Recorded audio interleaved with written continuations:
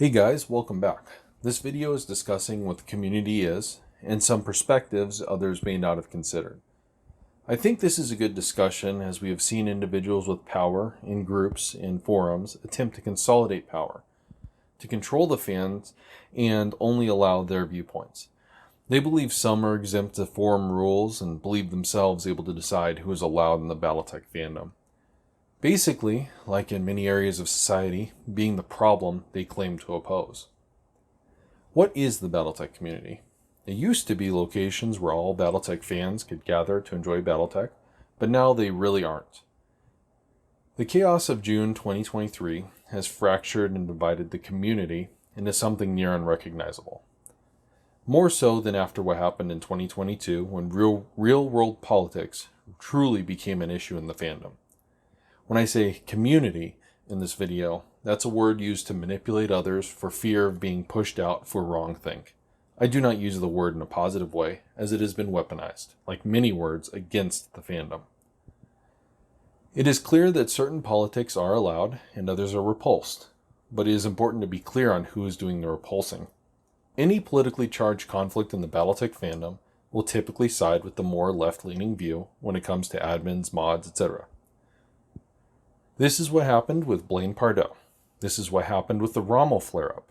This is what happened in June 2023 with the Pride issues and the purging of mods on Reddit.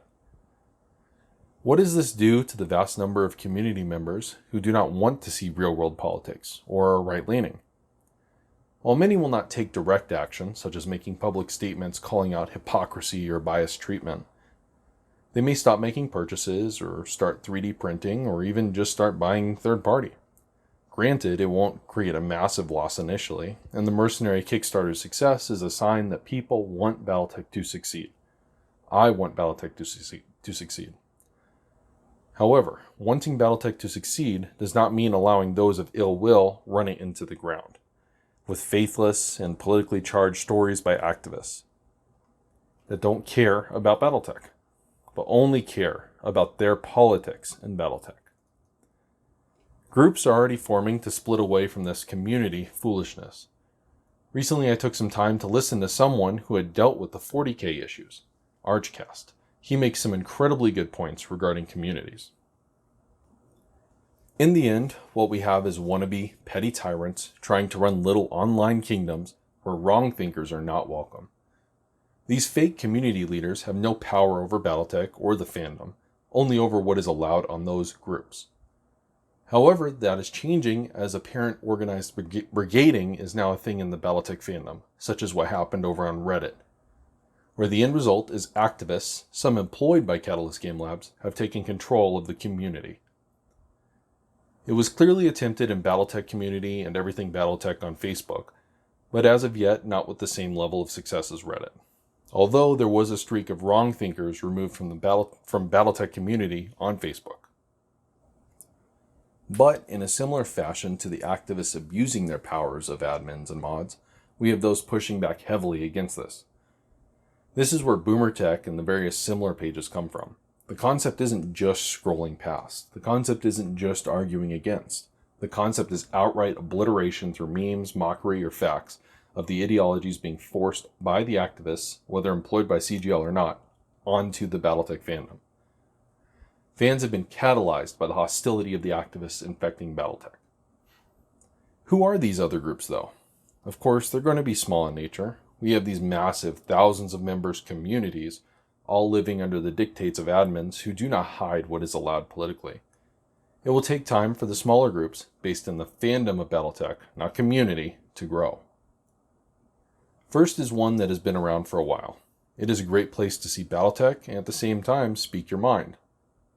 Battletech 3028 is the name of this Facebook group. This is just a shout out to a great admin mod team who sincerely care about Battletech and don't put up with those forcing their politics and beliefs on others. Second is Normal Battletech on Reddit.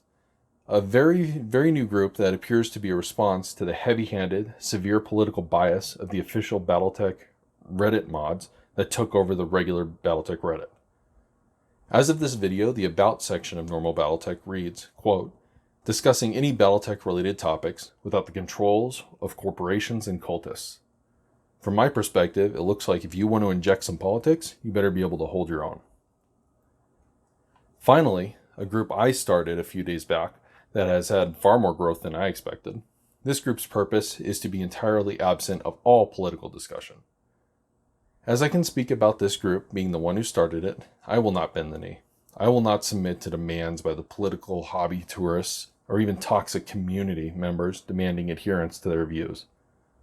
And most importantly, this group is for Battletech and only Battletech. The group name is Battletech Into the Future. Remember, Battletech is for anyone. Anyone is welcome. It really is that simple. Read the rules, post your minis, post your favorite art, create your own fiction, and retcon stuff you don't like. Battletech belongs to the fandom, not this toxic, politically charged community that has become nothing more than a warring hellscape over the last year as fake leaders try to control fans. Battletech Into the Future is the city on the hill, ready to accept any Battletech fan fleeing from the madness as we watch it engulf everyone below. Keep in mind the various activists from the Reddit takeover are headhunting for those who join groups deemed to be wrongthink. This is only the beginning of their repulsive behavior. Luckily, it is mostly restricted to Reddit. Something to remember is that you have no obligation to belong to any specific Battletech group. A large group is nothing more than a lot of people that click the button that said join. If you go somewhere you enjoy more, even with less total members, and they end your membership elsewhere, you lost nothing. You weren't going to get free stuff. You weren't going to get any exclusive information. You aren't going to be in trouble with anyone over it. Many established communities are more about control than for the love of Battletech. As I mentioned, they have no power over Battletech or the fandom. All some activists can even do is produce content under the IP in which any fan can entirely ignore. Just as fans carried Battletech through the Intifada and through Clicky Tech, we will carry it through the political toxicity that is plaguing many of our hobbies. We fans will take Battletech into the future. Thank you for listening, and I encourage you to be unafraid of meaningless threats by these toxic hobby tourists and control freak community leaders. Please like and subscribe for more Battletech videos in the future. I would greatly appreciate it. I look forward to seeing you at Battletech Into the Future.